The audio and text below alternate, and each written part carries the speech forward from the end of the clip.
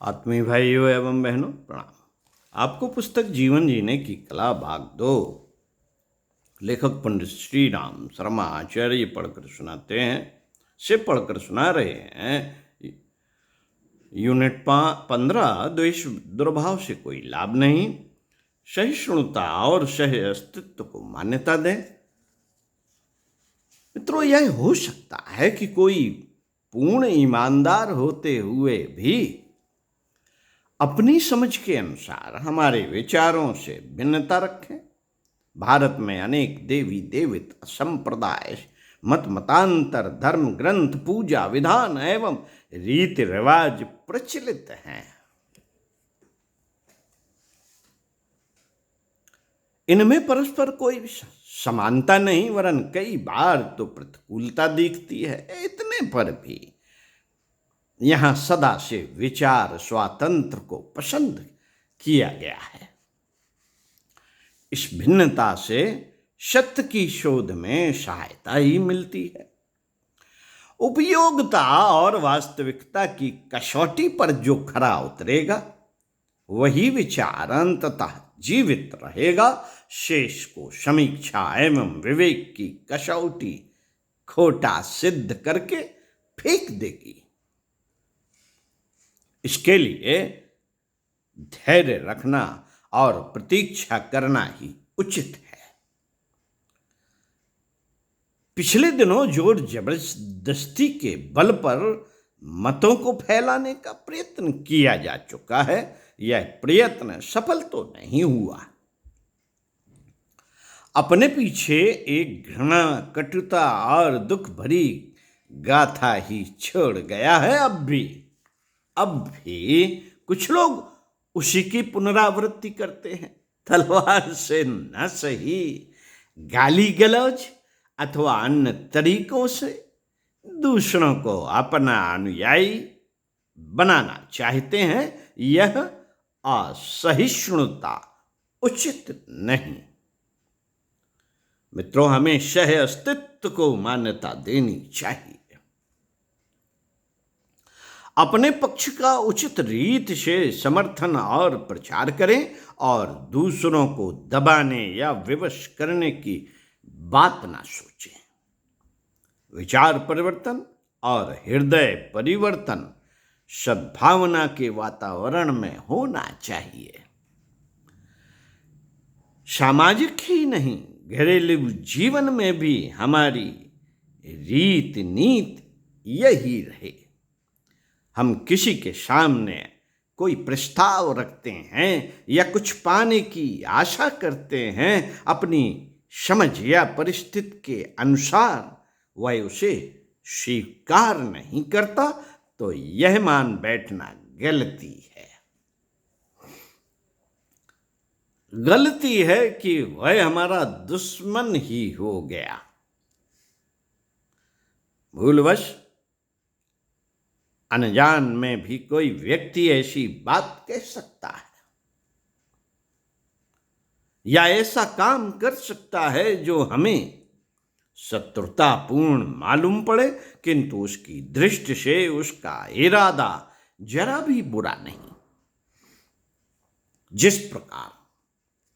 जिस प्रकार हम अपनी सुविधा सोचते हैं, उसी प्रकार दूसरे व्यक्ति भी अपनी सुविधा की दृष्टि से हमारे प्रस्ताव की उपेक्षा कर सकते हैं। इस उपेक्षा को हम शत्रुता क्यों माने? हमारी हर इच्छा दूसरों को पूरी कर ही देनी चाहिए। यह मान्यता बना लेना एक ऐसी गलती है जिसके फलस्वरूप पग पग पर शत्रुता ही बढ़ती चली जाती है और धीरे धीरे अपने सब मित्र साथ छोड़ते तथा शत्रु बनते दिखाई देने लगते हैं।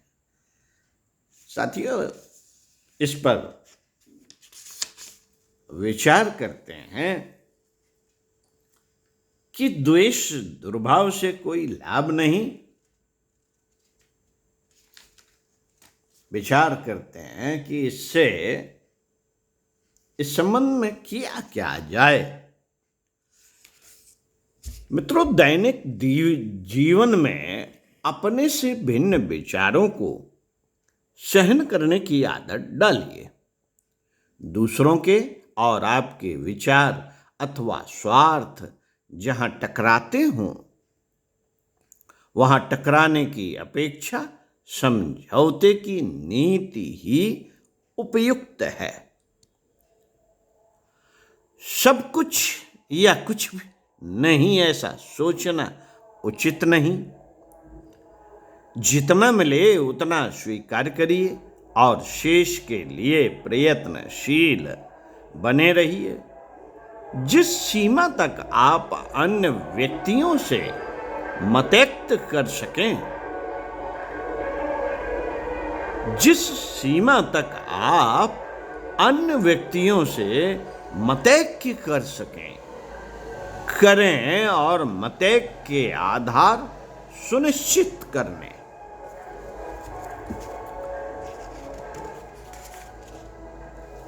के पश्चात उन पर जोर दें, उनकी ही चर्चा करें। इससे सद्भाव में वृद्धि होगी और मतभेदों में कमी आएगी।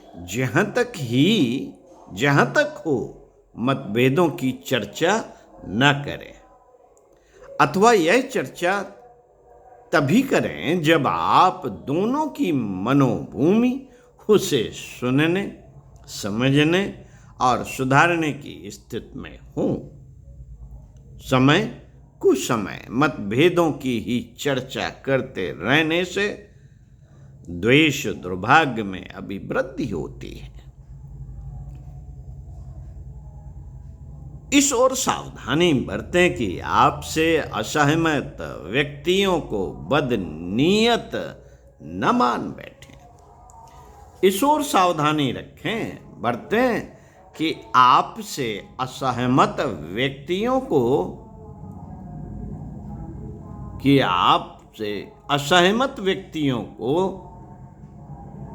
बदनीयत न मान बैठे। उसके हर क्रियाकलाप में द्वेष दुर्भाव की गंध न सूंघें। इस प्रकार के पूर्वाग्रहपूर्ण व्यवहार से सप्रयास बचते रहें। सद्भावना से कोई व्यक्ति आपसे असहमत हो सकता है। यदि किसी का उत्तर आपकी अपेक्षाओं के अनुरूप न हो तो इतने मात्र से आप उससे अप्रसन्न न हो। इस प्रकार गलतफहमियों से दूरियां बढ़ती ही चली जाएंगी। अतः इससे पहले कि खाई अलंग हो, आप उससे एकांत में जी खोल कर बात कर लें। गलतफहमी दूर करने का इससे बेहतर और कोई उपाय नहीं।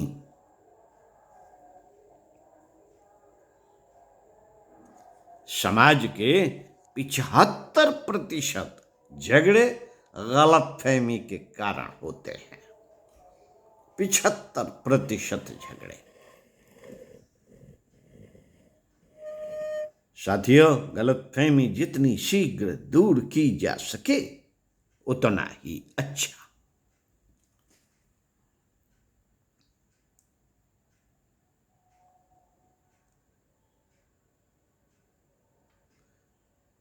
अपने प्रतिपक्षी को महत्वहीन अथवा नगण्य कभी ना समझें।